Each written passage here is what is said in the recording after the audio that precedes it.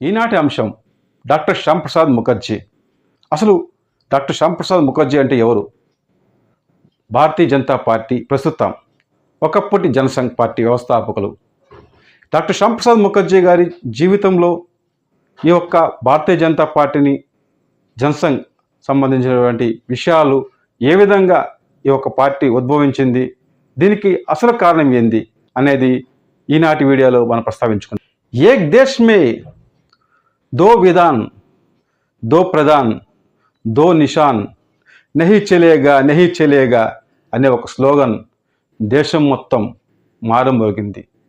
అంటే ఒక దేశంలో 2 రాజ్యాంగాలు, 2 ప్రధానులు, 2 జాతీయ పథకాలు ఉండటాన్ని సహించలేదు డాక్టర్ శ్యామ్ ప్రసాద్ ముఖర్జీ. అక్కడే జనసంఘ్ పార్టీ ప్రస్తావన స్టార్ట్ అయింది.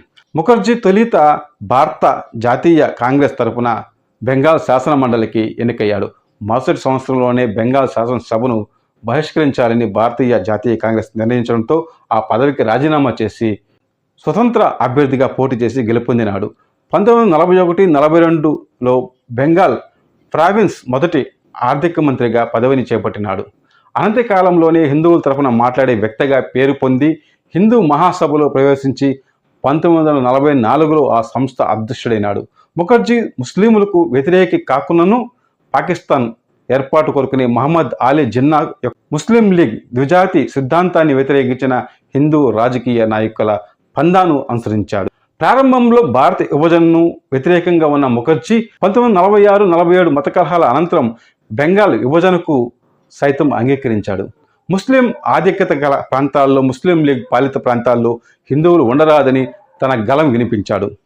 అయితే డాక్టర్ శ్యామ్ ప్రసాద్ ముఖర్జీ గారు స్వాతంత్ర అనంతరం జవహర్లాల్ నెహ్రూ తన తాత్కాలిక ప్రభుత్వంలో ముఖర్జీ గారికి చోటు కల్పించి పరిశ్రమ శాఖ మంత్రిగా కేటాయించారు. సర్దార్ వల్లభాయ్ పటేల్, భారత జాతీయ కాంగ్రెస్ ఇతర నాయకులచే ముఖర్జీ మంచి గౌరవప్రదమైన వ్యక్తిగా గుర్తింపు పొందాడు. 1949లో నెహ్రూ పాకిస్తాన్ ప్రధానమంత్రి లియాఖత్ అలీ ఖాన్తో జరిపిన ఢిల్లీ ఒప్పందం అనంతరం ఏప్రిల్ 6న 1950న ముఖర్జీ కేంద్ర మంత్రి పదవికి రాజీనామా సమర్పించాడు. రాష్ట్రీయ స్వయం సేవక్ సంఘ్ అధినేత ఎంఎస్ గోల్వార్కర్తో చర్చలు జరిపి అనంతరం భారతీయ జనసంఘ్ పార్టీ స్థాపించాడు. ఆ పార్టీ సంస్థాపక అధ్యక్షుడిగా ముఖర్జీ వ్యవహరించాడు. నెహ్రూ సోషలిజానికి భిన్నంగా జనసంఘ్ పార్టీ స్వేచ్ఛా మార్కెట్ విధానానికి మద్దతు పలికింది. అంతేకాకుండా దేశం మొత్తానికి హిందువులు, ముస్లింలకు ఒకే విధమైన పౌరస్మృతి ఉండాలని ఉద్ఘాటించింది.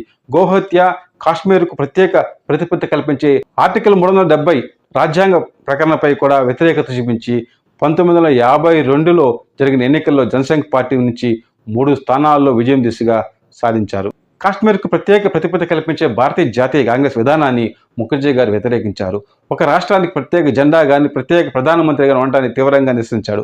ఒకే దేశంలో 2 రాజ్యాంగాలు, 2 ప్రధానమంత్రులు, 2 జాతీయ పథకాలు ఉండటాన్ని సహించలేమని ఏక్ దేశ్ మే దో విధాన్, దో ప్రధాన్, దో నిషాన్ అనే ఒక స్లోగన్ తీసుకొచ్చి భారతదేశం మొత్తాన్ని వినిపించాడు.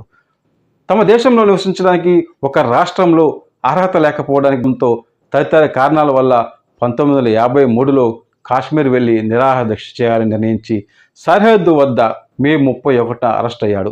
అతని ప్రయత్నం వల్ల గుర్తింపు కార్డు నియమం తొలగించబడినను అంతవరకు ముఖర్జీ గారు సజీవంగా లేడు. జూన్ 23న 1953న కస్టడీలోనే ముఖర్జీ గారు ప్రాణాలు వదిలారు. ముఖర్జీ గారి మరణంపై అనుమానాలు తలెత్తి విచారణ జరపవలసిందిగా కోరినను ప్రభుత్వం ఎలాంటి విచారణ జరపలేదు. ముఖర్జీ గారి తల్లి జోగ్మయాదేవి ప్రత్యేకంగా ప్రధాని నెహ్రూను కోరినను ఫలితం దక్కలేదు. ముఖర్జీ మరణం ఇప్పటికీ అనుమానాస్పదంగానే మిగిలిపోయింది. దేశం కోసం, ధర్మం కోసం వారు ప్రాణాలు సైతం అర్పించినటువంటి మహానుభావుడు డాక్టర్ శ్యామ్ ప్రసాద్ ముఖర్జీ. వారిని మనం స్మరించుకుందాం, వారి ఒక ఆశయాల్ని నెరవేరుద్దాం. జై హింద్, జై భారత్.